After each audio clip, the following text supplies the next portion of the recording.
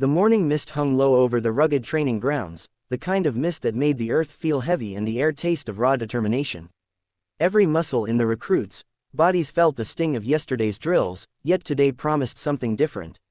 The air was tense, almost electric, as if it knew a storm of character was about to unfold. Major Ivan Petrov strode across the field with his usual brisk, no-nonsense authority. He was a man who believed in discipline above all else, in tests of strength and obedience, in breaking men and women down only to mold them into soldiers.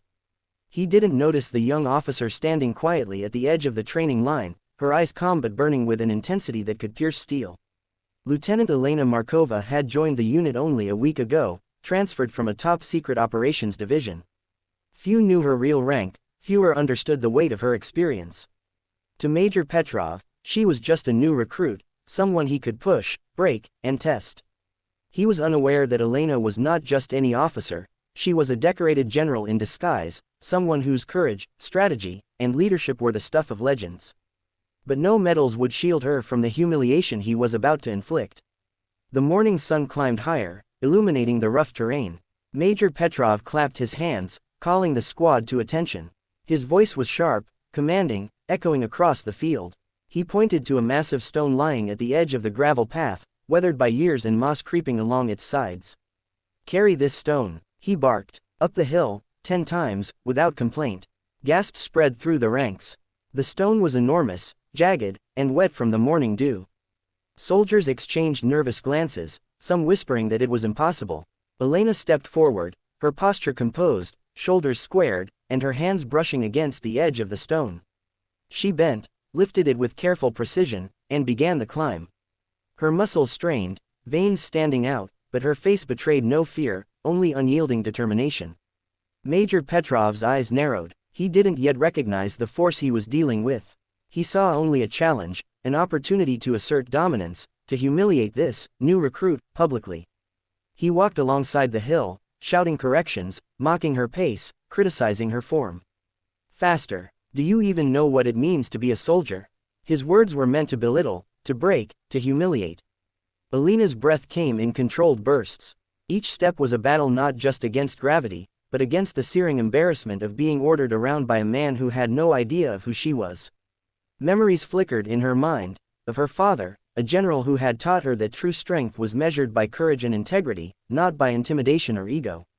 Her father's voice whispered in her ears, "Strength is silent. True authority comes from respect, not fear." By the third trip, sweat poured down Elena's face. Her uniform clung to her, heavy with the earth and grime of the exercise. Her fellow soldiers had begun to whisper, watching in awe and disbelief. She wasn't struggling. She wasn't collapsing. She was rising to the challenge, silently proving herself in a way that no words could convey.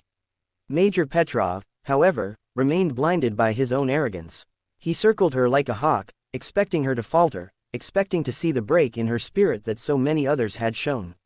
"Is that all you've got?" he sneered. "Even a child could do this better." Elena's fingers tightened around the stone's rough edges. She didn't respond. She focused on the climb, on the rhythm of her steps, on the steady beat of her heart that seemed to echo louder than the major's shouts. In that silence, a different kind of strength emerged, one that came from patience, resilience, and unwavering self-belief. By the fifth trip, the soldiers watching could no longer contain their admiration. Murmurs grew into whispers of encouragement. "She's incredible, how is she doing that?" Some even began to lift stones themselves, inspired to push beyond what they thought possible. Elena's silent courage was contagious. Halfway up the hill on her 7th climb, something shifted. Major Petrov stumbled slightly on the uneven gravel and twisted his ankle. The stone slipped, and Elena caught it instinctively, preventing it from crushing him. Time seemed to pause. The squad froze, the air heavy with tension. The major looked down at her, his anger giving way to surprise. "Elena." His voice faltered. He had finally noticed the name on her uniform badge, a name that carried weight, authority, and a legacy he could never have anticipated. Recognition dawned, like the first light piercing through a storm cloud. The humiliation he had intended to deliver was now reversed. He felt the sting of his own pride and arrogance. Elena set the stone down gently, her hands steady despite the effort it took to carry it. She looked at him not with anger, but with understanding, a quiet, resolute strength that came from knowing exactly who she was and what she represented. "Major," she said softly, yet every word carried the weight of command. "Strength isn't measured by how much you can humiliate others. It's measured by how you lift them." Silence fell over the training grounds. The soldiers who had been watching were stunned, their own sense of respect for both officers deepening. Major Petrov swallowed hard. For the first time in his career, he felt small, humbled not by physical strength, but by character. The lesson he had tried to teach others was being taught to him. The following days were different. Major Petrov no longer barked orders with arrogance. He observed, learned, and most importantly, he listened. Elena's presence became a catalyst for transformation, not just for him, but for the entire unit. Soldiers began to train harder, not out of fear, but out of inspiration. Respect replaced intimidation, motivation replaced dread. Elena, though a general, never flaunted her rank again. She worked alongside her soldiers, lifting, guiding, teaching. She understood the delicate balance between authority and empathy, discipline and encouragement. Under her guidance, the unit transformed from a group of individuals following orders into a team bound by trust, loyalty, and shared purpose. Weeks later, during a final, grueling training exercise, Major Petrov watched Elena demonstrate strategy and precision that left everyone in awe. Soldiers moved as one, executing complex maneuvers flawlessly. He realized then that his own arrogance had once blinded him, but now he had a new understanding of leadership. True authority wasn't given by rank, medals, or fear, it was earned through integrity, courage, and the ability to inspire others to rise above their own limitations. One evening, as the sun dipped below the horizon, casting golden light over the training grounds, Major Petrov approached Elena. I owe you an apology," he said, his voice uncharacteristically soft. "Not just for the stone, but for all the times I thought strength meant breaking people down. You've taught me something I'll never forget." Elena smiled, a rare, gentle smile that conveyed both forgiveness and pride. "We all learn lessons, Major. Sometimes it just takes the right person at the right time to teach them." In that quiet moment, the transformation was complete.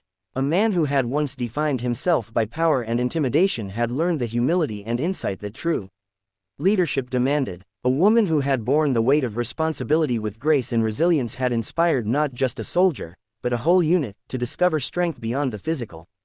The story of that morning, of a stone, a hill, and a humbling lesson, spread through the ranks, eventually reaching other units. It became a tale of courage, perseverance, and leadership that inspired countless others. Soldiers who had once believed that success was measured only by obedience now understood that it was measured by character, by the willingness to rise when others fall, and by the courage to lift not just oneself, but others. As Elena stood on the hill one last time, gazing at the unit she had transformed, she felt a quiet satisfaction. She had carried the stone, yes, but she had also carried the weight of change, of growth, of inspiration.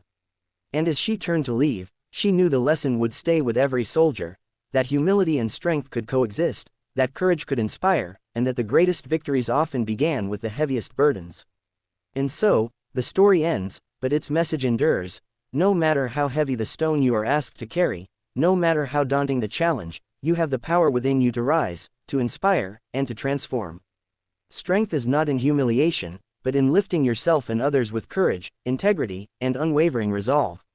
If you take one thing from this story, let it be this: never underestimate the quiet strength in someone, and never let arrogance blind you to the lessons waiting to shape you.